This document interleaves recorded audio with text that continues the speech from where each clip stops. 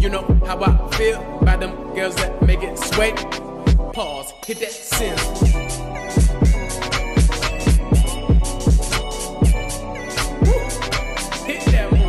Hey lovely people, Kai the Doll here, back with another video. Here you see me dancing. Why? Because I am getting hyped for the gym. I make it my mission to get excited before I leave out the house because I want to be in the right mindset once I get there. For warm-ups, I go straight to the stationary bike and I'll be on there for about 10 minutes. Before I get going though, I adjust the seat, but this is with every machine. I always have to adjust because I am shorter than average. But I don't let that stop me. I make sure I'm comfortable with whatever machine I'm using. These machines though at this gym have these sensors where I can basically track my heart rate, and I realize when I start working out, my heart rate is at about 120 to 130 beats per minute, and by the end of it all, I'm at like 150 or 160. It really just depends on how many reps per minute I'm doing on the stationary bike. I do try to keep it in the 80s, but I would say my range is honestly 70 to 80. And when I am on that higher 80 side, I can get as many as 170 or 180 beats per minute. It just depends on how I'm feeling. I'll also decide how to sit based on what areas I'm trying to target and how sore I am. But on leg days, I have been doing this thing where I'll activate my glutes with the Stairmaster. I don't own any resistance bands. I haven't been convinced enough to actually purchase any. So I'll just hop on this bad boy. I've been doing about 5 minutes. I feel like anything more than 5 minutes is just you actually getting into your workout, and I didn't want to include this in my workout, at least not today. When I'm on here, I'll focus on pushing very hard, I guess you could say, or making sure I'm just really activating those glutes. And I do this a few ways. I'll go ahead and step directly in front of my other foot, or I'll do outward steps. Sometimes I even do side steps. If you're not comfortable with this though, just try to play around with the speed of the Stairmaster. That's what I do. I used to be intimidated by this thing. I was like, what the hell is that? But yeah, now I'll hop on there and I'll just have a ball.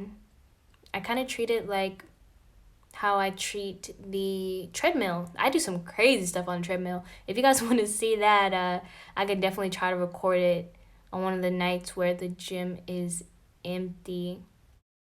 On this day, there wasn't that many people. I was there pretty late as well, but the people that were there just seemed to be focusing on the same things that I was focused on. So I didn't start out with the seated leg press like I wanted to. I had to go to the calf machine and get some raises in. I started with 40 pounds. I went up to 55, and then on my last set, I did 70 pounds. I ended up doing 20 reps per set. Really, I was just trying to waste time. I really wanted to get on that leg press machine. Once I got on there, I started with 205 pounds, went up to 220, went up to 235, and I thought that was going to be my last set, but I was like, you know what, no, I can do another 8 reps of 250, so that's what I did. After the seated leg press, I couldn't get right into my hip abductions like I wanted to, so I found another machine. I went to the back extension machine, just knocked out 3 sets with 55 pounds, 10 reps each. The back extension machine says it targets your back and your glutes, but if you're not sitting on the machine correctly and you don't position the back support correctly, you'll end up with a whole ab workout. I've actually had to use it as an ab machine substitute on one of the busier days. Thankfully, I was able to get into my hip abductions after that though. I did 8 reps for 3 sets, starting off with 205, went up to 220, and then I ended with 235. I make sure to sit on the edge of the seat, and I can show you all an example here. I'll make sure that I'm at the edge and leaning over so I can really target the booty. You know what I'm saying? That's what I'm trying to enhance. So you gotta find ways to, you know, focus on that. I will add, on the leg press machine, I was also incorporating side presses. Like, I would position myself on the chair sideways to where I'm having to like lift up one leg horizontally or sideways. I know you guys know what I'm talking about, but someone on Twitter said it was dangerous, and it made me think about doing it. So I've taken it out of my workout routine for now. After the hip abductions though, I did hip adductions. And with the hip adductions, I make sure that the pads are close. I don't need to be spreading my legs all the way out. I mean, there have been times in the past where I have, but I just don't find it as effective. So I just kind of bring it in and I go heavy somewhat. I started off with 175 and I went up one, which had me at 190. But I stayed at 190 for that last set. It was intense. It's going to take me a little minute to get to the 200s. But look, it's a process. And I'm here for it. I did 8 reps of that as well. I was playing games with the seated leg curls. I only did 40 pounds, 4 sets, 10 reps. And then I went to the seated leg press, 70 pounds, 4 sets, 10 reps. While I was playing games, there was a moment where I realized my hamstrings were still recovering from the last leg day. And I listened to my body, or at least I try to. There are times where I push it, you know, past its limits. But there was just one moment I was like, you know what, I'm not gonna do too much right now. Like, as long as they are engaged, you know, and I'm working out, it should be fine. I'll go harder another day with these specific exercises. But the same thing happened with the seated leg press. I felt soreness closer to the bottom of my thighs, like close to my knee, and I was like, yeah, I don't know about that. I feel like it could definitely get worse, and I don't want to hurt myself. You don't want to work out too much to the point where you're in someone's hospital. So yeah, I was very mindful of how I was feeling. After that, I went to the glute push machine. There's actually a machine where they have a chest support, some handlebars, and a little pad for your foot. And it can either be on your right or your left. You just have to swing it around to whatever side you are focusing on. I did 4 sets with 70 pounds, 10 reps each. For these, I was really focused on just going slow, feeling it, and controlling the weight. It felt good.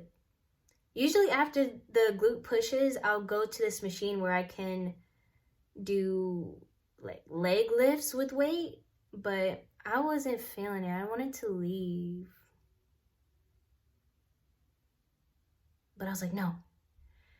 Let's do a few more things and then you can leave. So I grabbed this bar, and on both of the sides it said 50. I honestly don't know if that was incorporating the weight of the bar itself, but I just picked it up, put it on my back, took it to this one area where I'm usually standing in front of a mirror, and I did squats. Now, for the squats, I wasn't parallel with the ground. I was going a little bit past parallel. Like, I was going at an angle because, like I said, I'm focusing on the booty. I'm focusing on my butt. My thighs are already big. And I know if I were to just stay parallel with the ground, I would be focusing on my thighs. And, you know, I already worked out on my thighs earlier. Like, no, let's focus on the butt. It felt good, though. I know for sure that I can squat way more than 50. I probably need to be doing like 100 or so, but I don't have anyone to work out with. I don't have anyone to spot me. We don't have Smith machines. I don't know if you guys know what I'm talking about, but for our squat areas, it's all manual. There's no like mechanical support.